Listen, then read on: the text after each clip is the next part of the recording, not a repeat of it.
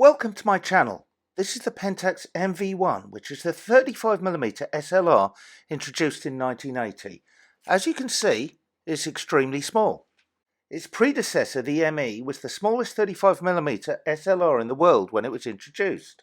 It's a very minimally functioned camera and quite expensive for what it does. In the 1980s, auto-only SLRs were quite popular. The Olympus OM10, Nikon EM, and the Pentax MV1 were all marketed as being an introduction to a camera system. Manufacturers were hoping that when users became more ambitious with their photography, they would upgrade to a more expensive body. On the top plate is the wind-on lever. Around the shutter release is the mode selector dial. When it's set to 100x, that's the flash sync speed, so you can put a flash gun on the hot shoe there.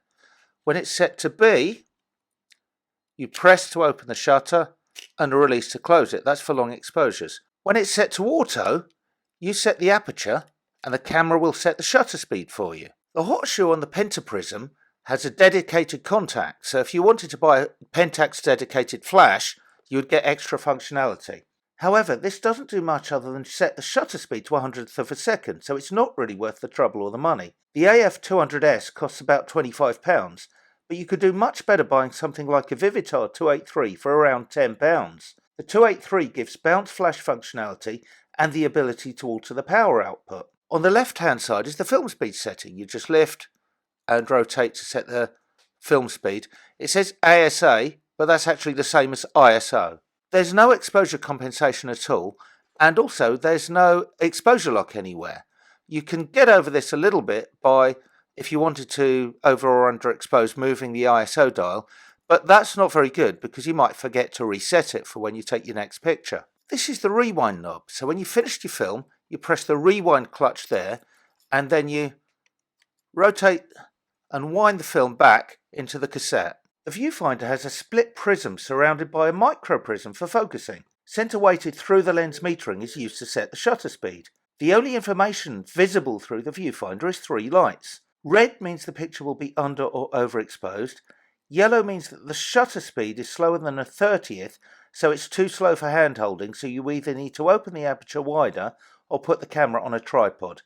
Green means that you're good to go. This means you have no idea what shutter speed has been chosen, which is quite useless for taking pictures of anything moving. This is the self-timer, which gives you 10 seconds to get into the photograph. The Pentax K-mount was once the most popular lens mount of any SLR camera available. You could buy hundreds of lenses of different types from different manufacturers. You can use most K-mount lenses.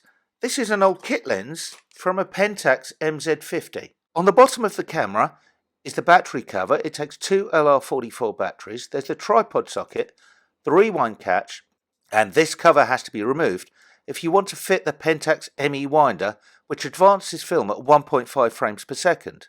Pentax cameras are known for being easy to load film. You just pull this up and the back opens, and you can see you put the film in there, pull it across so that the leader goes into these slots here, wind on a frame, then close the back and take two more pictures, and then you're ready to take your first photo.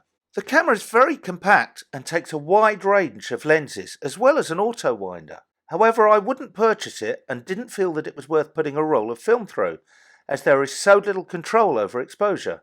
You would do better to buy something better value like a Casino or a Chinon, or perhaps an autofocus SLR. Don't forget to like and subscribe. I hope you found this video useful, and I'll see you again.